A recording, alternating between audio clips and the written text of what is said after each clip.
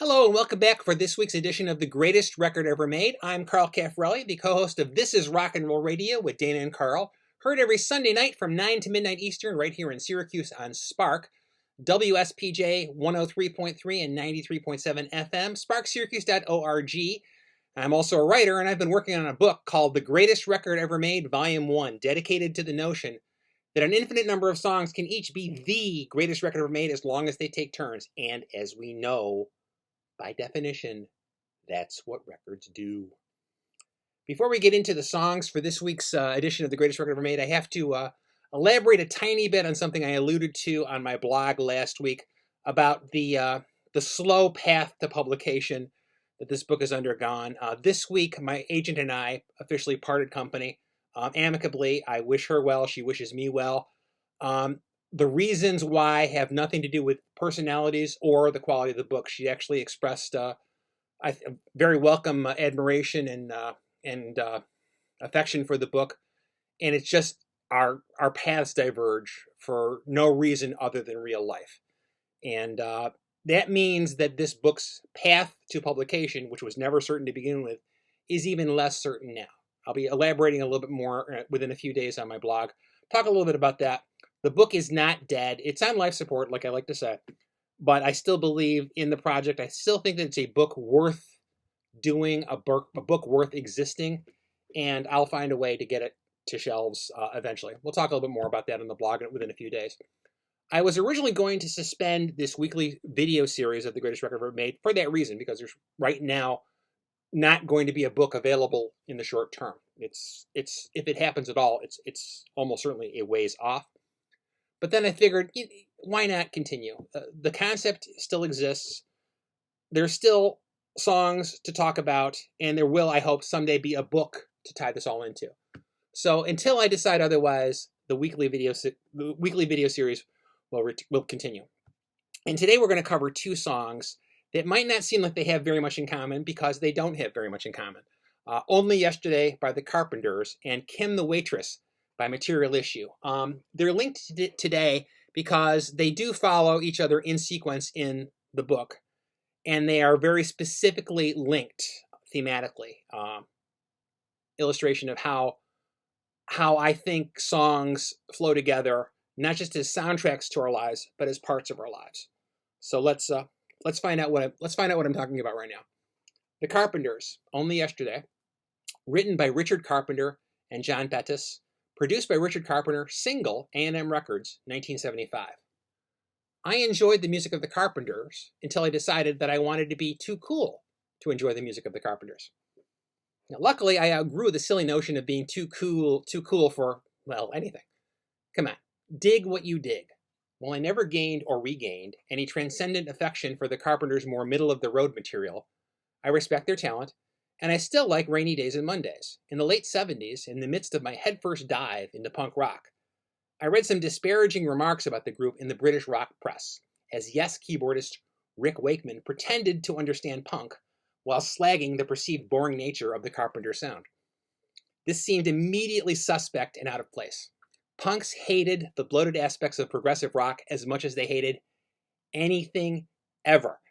It took decades for me to develop even the merest interest in prog, and I'm still not a fan. In the 70s, if I absolutely had to choose the lesser of two evils, so to speak, I would listen to the Carpenters over Yes any bloody day of the week. And I love Only Yesterday. It's smooth and sweet, as one would expect from the Carpenters.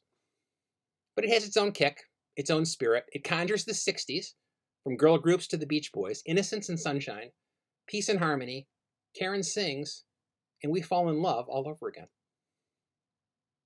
I associate the song with a memory of an awful day, years after its reign as a hit record. I heard it on the radio less than 24 hours after the last time I saw one of my best friends alive. Yet the song is welcome even now. Its tangential connection to sadness and grief, less important than my recollection of the song making me smile at a time when I needed to remember how to smile. July 1st of 1979. On my way to a Flash Cube show, more than 40 years ago, and still, only yesterday. Material Issue, Kim the Waitress. Written by Jeff Kelly, produced by Mike Chapman, single from the album Freak City soundtrack, Mercury Records, 1994. No One Can Save Us. In April of 1994, Brenda and I had a short window for a vacation. We needed to be back home in Syracuse by the end of the week for a wedding. I was best man, so I kind of had to be there. It had been a rough winter, so we wanted to try to get away from Syracuse for a little bit. Brenda picked me up when I got out of work at 6 p.m. on Saturday, and we drove all night to get to Virginia Beach. It was one of our most pleasant, most laid-back, most idyllic vacations. We had no agenda, just ample opportunity to relax. We rode bikes, we shopped, we ate. We walked hand in hand along the chilly beach, visitors in a quiet tourist town just beginning to wake up from its off-season slumber. During downtimes, she had a book to read, and I wrote notes for an article I was crafting for Goldmine. Sometimes people bicker, even people who love each other. There was none of that on this trip. There was only time for a shared, contented peace. And I had the radio on, of course. There was a great adult alternative station called, I think, The Wave. I remember two things about The Wave. One was a truly annoying Budweiser commercial, pitching Budweiser as the alternative beer for alternative tastes. Ugh. Of greater importance was The Wave introducing me to a new song, Kim the Waitress by Material Issue. I already knew Material Issue. I had the group's first two full-length CDs, International Pop Overthrow and Destination Universe. I quite liked Renee Remains the Same and the title track on the former, and had given the latter a not bad, not great review in Goldmine. In online chat groups, I'd encountered a few Material Issue fans, as well as some who were dismissive of Chicago's phenomenal pop combo. I recall one woman who derisively and emphatically referred to them as the Tissue. I may not have been the world's biggest Material Issue booster, but I dug them a lot more than she did. Material Issue's version of Kim the Waitress sounded terrific on the radio. A brooding, simmering cautionary tale, teeming with sadness and regret, delivered with a peerless pop panache. I would later learn that it was a cover of a song written by Jeff Kelly, originally recorded by Kelly's group, the Green Pajamas. Fans of the Green Pajamas have routinely referred to Kim the Waitress as that song Material Issue ruined. We must agree to disagree on that point. To my ears, Material Issue took a quirky left-of-the-dial ditty and transformed it into a potential hit single, perhaps even a pop classic. Maybe things would have gone differently if it had been the hit it deserved to be. Maybe not. Hit records didn't save Kurt Cobain. No one can save us. Material Issue frontman Jim Ellison killed himself on June 20th, 1996. Because commercial success had eluded Material Issue? Because he'd broken up with his girlfriend? Some other reason entirely? We'll never have any real clue.